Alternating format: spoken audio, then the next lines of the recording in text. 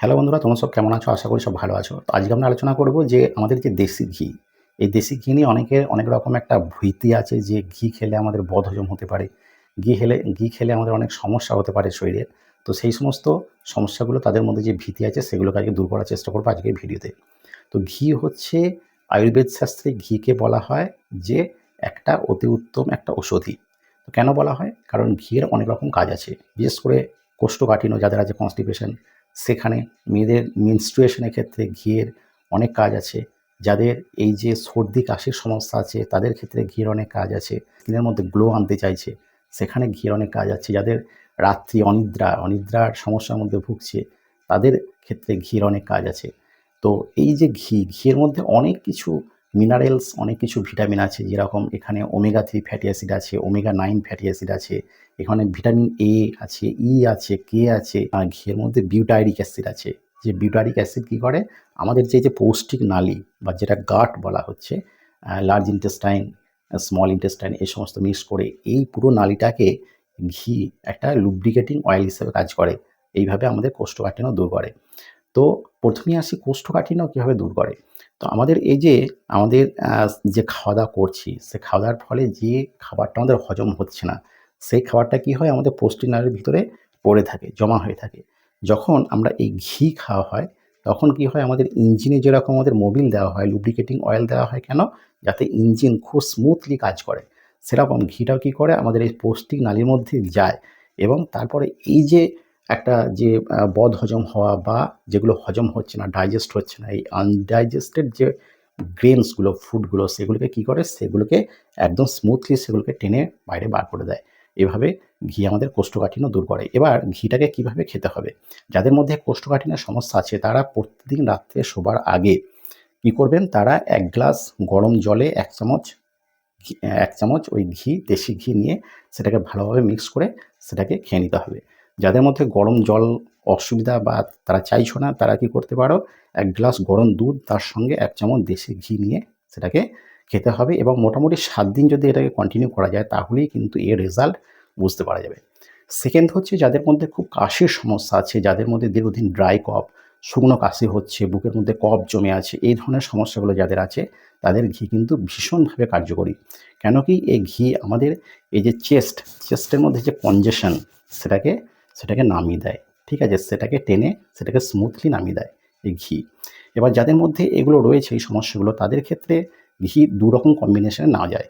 একটা হচ্ছে ১ম কম্বিনেশনটাকে বলি। ১ম এ হচ্ছে ১ চামচ দেশি ঘি নেওয়া হলো। তার সঙ্গে এই যে আমাদের যেটাকে বলা হচ্ছে গোলমরিচ গুঁড়ো ১ চিমটি, সামান্য পরিমাণ গোলমরিচ গুঁড়ো এবং তার সঙ্গে হলুদ এবং এই মিক্সচারটাকে মোটামুটি আমাদের দিনে সকালে যখন ব্রেকফাস্ট খাওয়ার আগে এবং রাত্রে আমাদের শোবার আগে এই মিক্সচারটা আমাদের খেতে হবে। ক চামচ আমাদের খেয়ে নিতে হবে অল্প করে। তাতে কী হবে কি? আমাদের যে দীর্ঘদিনের কাশির সমস্যা, আমাদের বুকের যে সর্দি বসার জন্য যে সমস্যাগুলো হয়, এই সমস্যাগুলো দূর হয়ে যাবে। কারণ কি? কারণ এই যে আমাদের গোলমরিচ রয়েছে, গোলমরিচের মধ্যে কি আছে? গোলমরিচের মধ্যে পেপারাইন আছে। এই পেপারাইনটা কী করে? এটা আমাদের চেস্ট কনজেশনটাকে কমিয়ে দেয় এবং হলুদের মধ্যে কি আছে? হলুদের মধ্যে কারকিউমিন আছে। এই কারকিউমিন কি আছে? আমরা জানি যে হলুদ কিন্তু আমাদের শরীরে যে ইনফ্লামেশনগুলো হয়, যেগুলো হচ্ছে ফুলে যাওয়া, সেখানে ব্যথা হওয়া, সেখানে লাল হয়ে যাওয়া, এই যে টোটাল ব্যাপারটা, এই ইনফ্লামেশনটাকে দূর করে হচ্ছে এই হলুদ। কাজেই আমরা এই কম্বিনেশনটাকে যদি আমরা ৭ দিন খেতে পারি তাহলেই কিন্তু এর রেজাল্ট আমরা, এর ফল আমরা বুঝতে পারবো। এরপর আমরা সেকেন্ড কম্বিনেশনটাতে আসি।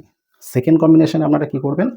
যে ১ চামচ দেশি ঘি এবং তার সঙ্গে যে পরিমাণ দেশি ঘি নেবেন তার অর্ধেক পরিমাণ আমাদের যেটা একদম জেনুইন মধু, ঠিক আছে? তার সঙ্গে আদা, সেটাকে সেই আদাটাকে ভালো করে থেঁতলে সেখান থেকে একটা ন্যাকড়া দিয়ে বা যা হোক কিছু দিয়ে সে রসটাকে নিংড়ে তার সঙ্গে কয়েক ফোঁটা আদার রস মিক্স করে সেটা যদি আমরা ৭ দিন কন্টিনিউ খেতে পারি তাহলে কিন্তু আপনারা দেখবেন আমাদের এই যে সর্দি কাশির সমস্যা বা বুকে কফ জমার সমস্যা, এই সমস্যাগুলো দূর হয়ে যাবে।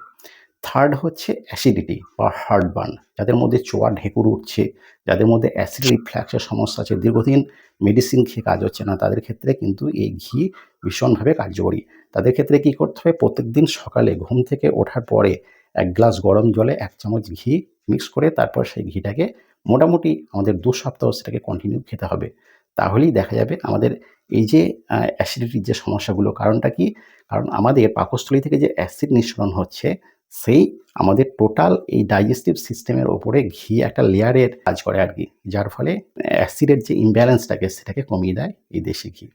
4th হচ্ছে যে আমাদের জয়েন্টস পেইন বা আর্থ্রাইটিস সমস্যা, রিউমাটয়েড আর্থ্রাইটিসের সমস্যায় যে সমস্ত পেশেন্টরা ভুগছেন বা তাদের হাঁটুতে ব্যথা হচ্ছে, কনুইয়ে ব্যথা বা আমাদের এই রিস্ট বা কবজির মধ্যে যে ব্যথা হচ্ছে, সেখানে তাদের এই ঘি ভীষণভাবে কার্যকরী।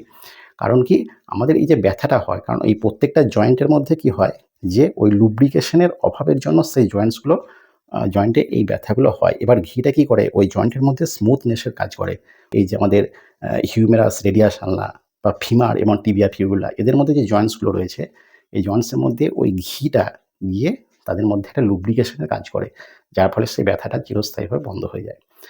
5th যেটা বলব সেটা হচ্ছে মেয়েদের ক্ষেত্রে যে মেনস্ট্রুয়েশন এর যে সমস্যা হয়, তাদের যেমন ব্লটিং এর সমস্যা হয়, ক্রাম্পস হচ্ছে, তারপরে প্রিমেনস্ট্রুয়াল যে সিনড্রোম গুলো দেখা দেয়, এগুলোর জন্য ঘি ভীষণভাবে অসরদার। ভীষণভাবে ঘি কিন্তু কার্যকরী। তারা আমাদের ভাতের সঙ্গে খেতে পারে, তারা যদি মনে করে রুটির সঙ্গে ঘি মিক্স করে খেতে পারে বা আমাদের ডালের সঙ্গেও তারা ঘি মিক্স করে খেতে হবে। মোটামুটি ৭ দিন, পিরিয়ড শুরু হওয়ার ৭ দিন আগে থেকে এইভাবে তাদের ঘি খাওয়া শুরু করতে হবে এবং পিরিয়ড শেষ হওয়া পর্যন্ত এটাকে কন্টিনিউ করতে হবে। তাহলেই কিন্তু দেখা যাবে এই যে মেনস্ট্রুয়েশন এর যে সমস্যাগুলো রয়েছে সেগুলো দূরীকরণ করা সম্ভব এবং আয়ুর্বেদ শাস্ত্রে সেরকমই উল্লেখ করা আছে। এবার আমাদের এগুলো তো হচ্ছে যে ঘি আমরা খাওয়া বা ইন্টারনাল ইউজেস। ঘি আমরা এক্সটার্নাল যে কাজগুলো রয়েছে সেগুলো কি, কি? ঘি প্রথমত হচ্ছে অনেকের দেখবেন চোখের নিচে যে ডার্ক সার্কেল পড়ে যায় বা চোখের নিচে একটা ফোলা, ফোলা একটা ভাব দেখা যায়।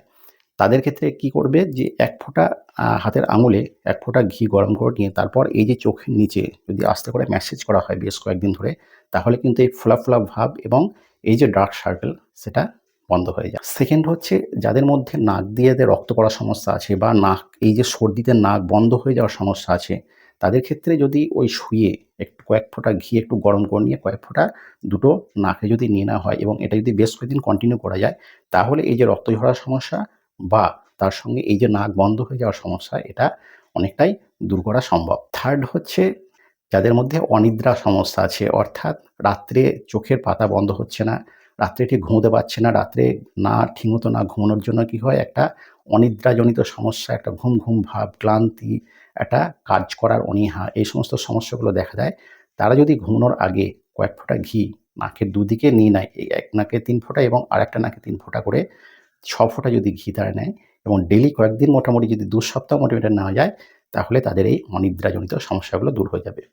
এবার হচ্ছে যে প্রিকশনস, অর্থাৎ ঘি কাদের ক্ষেত্রে ব্যবহার করা যাবে না। বিশেষ করে যাদের মধ্যে জ্বর হয়েছে, এরকম ব্যক্তিদের ক্ষেত্রে কিন্তু ঘি একদম ব্যবহার করা যাবে না। যাদের লিভারের সমস্যা আছে, যাদের জন্ডিস আছে, যাদের কোলেস্টেরল, হাই কোলেস্টেরলের সমস্যা আছে, ঘি ব্যবহার করা যাবে না। এবার ব্যাপার হচ্ছে যে ঘিটা ব্যবহার করছেন সেটা কিন্তু অবশ্যই পিওর হতে হবে। কারণ বর্তমানে বাজারে যে সমস্ত ঘি পাওয়া যায় অধিকাংশ ঘি হচ্ছে সেগুলো ভেজাল, ভেজাল ঘি। ঠিক আছে? কাজেই দেখবেন যে গোয়ালার কাছে দুধ নিচ্ছেন, সেই গোয়ালাকে বলে যদি তার কাছ থেকে পিওর দেশি ঘি পাওয়া যায়, সেই ঘিটা যদি ব্যবহার করা যায়, তাহলে এর রেজাল্টগুলো আপনারা কিন্তু খুব হাতে নাতে পাবেন। তো আজকের ভিডিও এখানেই শেষ করছি। ভিডিও কেমন লাগলো সেটা অবশ্যই কমেন্টে জানাবেন। যদি নতুন হয়ে থাকেন তাহলে চ্যানেলটিকে অবশ্যই সাবস্ক্রাইব করবেন। যদি ভিডিওটা ভালো লেগে থাকে তো অবশ্যই লাইক দেবেন। যদি কিছু জানার থাকে তাহলে সেটা কমেন্ট বক্সে অবশ্যই জানাবেন। দেখা হচ্ছে পরের ভিডিওতে।